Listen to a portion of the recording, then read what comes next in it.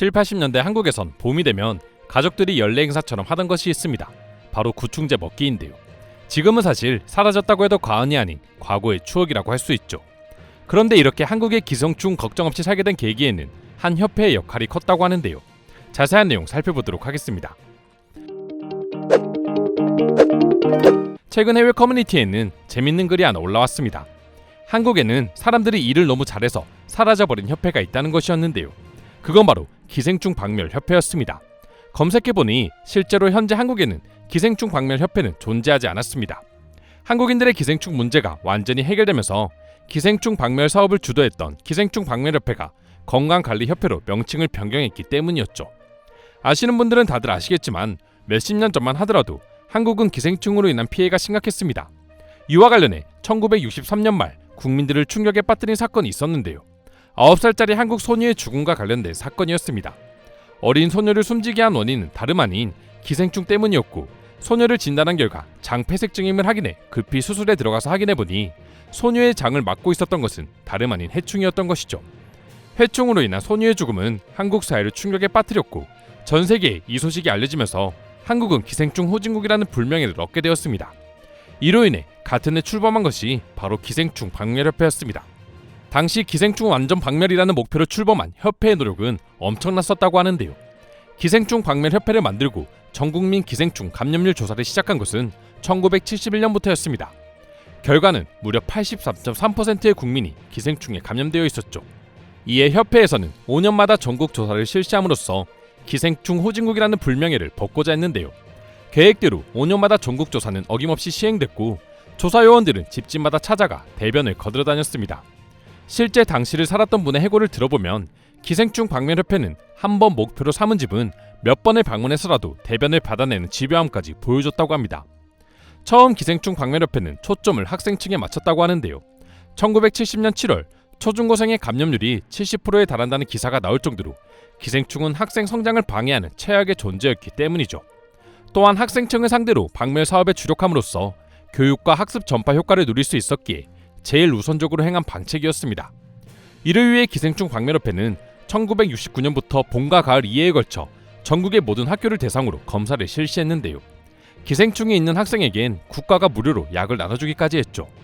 이후로 기생충 검사를 받은 학생 수는 1969년부터 해당 정책이 폐지된 1995년까지 26년 동안 무려 3억 766만 명에 달했다고 합니다.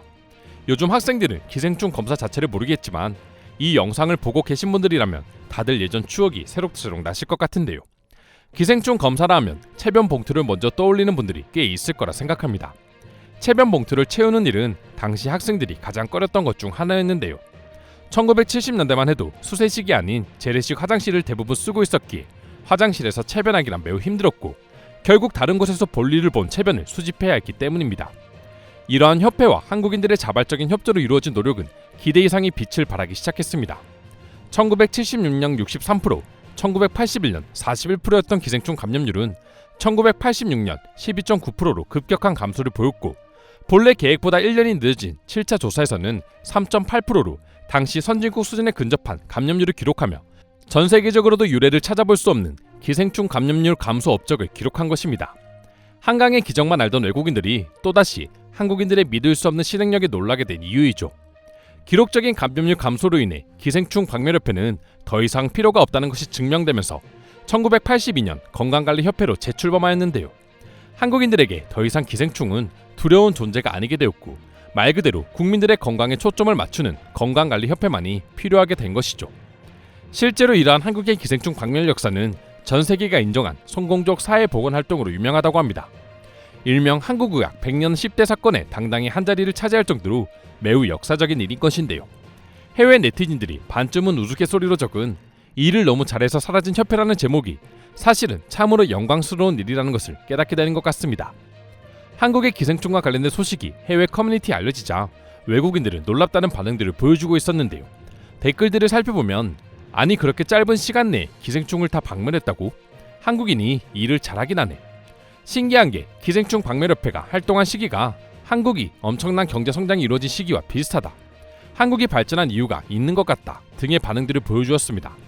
외국인들이 이토록 놀랄 수밖에 없는 게 사실 외국의 경우 우리나라처럼 기생충 걱정을 아예 하지 않는 나라는 2022년 현재도 쉽게 찾아볼 수 없기 때문입니다. 실제로 의사들이 자주 하는 말이 해외여행을 자주 가는 분들은 꼭 구충제를 복용하라는 것인데요. 위생 상태가 열악한 나라에 가서 기생충에 오염된 음식이나 물을 섭취하면 감염될 우려가 높기 때문입니다. 중국만 하더라도 여전히 인분 비료를 사용해 배추 농사를 짓기 때문에 중국산 김치를 통해서도 감염될 수 있고, 채소를 깨끗이 씻어 먹지 않거나 회나 육회를 즐겨 먹는 사람도 주의해야 한다고 하죠. 미국 역시 몇 년 전 패스트푸드 체인인 맥도날드에서 샐러드를 먹고 장내 기생충 감염 증세를 보인 환자가 생기면서 발칵 뒤집힌 적이 있었는데요. 아프리카로 넘어간다면 기생충의 피해는 이루 말할 수 없습니다. 기생충으로 인한 질병은 이미 아프리카의 일상이 된 지 오래인데요. 물이 부족한 아프리카에서는 식수와 생활용수가 따로 구분되어 있지 않고 폐수 처리가 어렵기 때문에 더러운 물을 마시고 더러운 물로 씻다 보면 기생충에 감염되는 경우가 허다한 것입니다. 이처럼 2022년 현재도 여전히 다른 나라에선 기생충의 위협이 도사리고 있는데, 한국은 제일 가난했던 시기에 엄청난 노력을 통해 기생충 박멸을 이끌어냈으니 외국인들은 또다시 한국인들을 극찬할 수밖에 없는 것이죠. 그럼 지금부터 관련 내용을 보고 외국인들은 어떤 다양한 반응들을 보여주고 있는지 더욱 자세히 알아보도록 하겠습니다. 일을 잘해서 사라진 협회라는 말이 들을수록 멋있는 말 같아. 아예 협회를 운영할 필요가 없을 정도로 완벽하게 일을 처리했다는 말이잖아. 한국인들의 일처리 능력은 진짜 역대급이야. 심지어 그 시기가 한국이 역사적으로도 가장 가난했던 시기와 맞물렸다는 것이 더욱 놀랍네요. 그렇게 가난했기에 생긴 기생충 문제를 해결함과 동시에 경제도 성장시켰다니, 한강의 기적이라는 말은 내가 생각한 것 그 이상의 진짜 기적이었구나. 예전에 한국엔 화장실 협회라는 것도 있어서 신기했던 적이 있었어. 그 협회도 가난했던 한국의 위생 문제를 해결하기 위해 출범한 것이라던데, 화장실 역시 이제 한국은 세계 최고를 자랑하고 있지. 기생충이 심한 나라들은 정확히는 국민들의 위생관념이 제대로 자리 잡지 못했습니다. 나라가 가난하다고 탓할 수도 있지만 한국을 보니 그런 생각이 사라지네요. 오히려 그럴수록 한국의 노하우를 배워가면 좋겠어.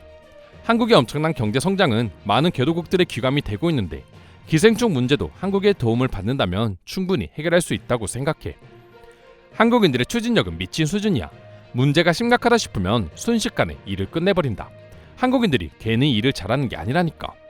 말로만 빨리빨리의 나라가 아니에요. 한국인들이 무언가를 급하게 하면 다 이유가 있는 것이고 결국 문제를 해결하죠.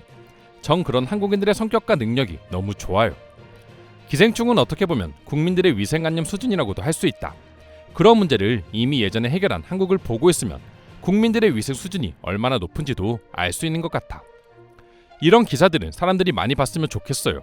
단순히 한국이 대단하다는 것이 아니라 가난한 나라도 노력하면 할 수 있다는 것을 깨닫게 해주니까요. 물론 모두가 한국인들만큼 할 수 있을지는 모르지만 말입니다. 아프리카만 하더라도 기생충으로 인해 많은 아이들이 고통받고 있죠. 약 하나리면 건강을 되찾을 수 있음에도 불구하고 기생충에 방치되어 부푼 배와 코끼리 발을 감당하며 살아갑니다. 사람들이 기생충의 위험성을 알았으면 좋겠네요. 그래서 더욱 한국이 대단하다고 느껴져. 당시 한국은 아프리카보다 가난한 나라라고 알고 있어. 한국인들이 이만한 경제 성장을 이루기 위해 얼마나 노력을 했는지 상상이 되지 않는다.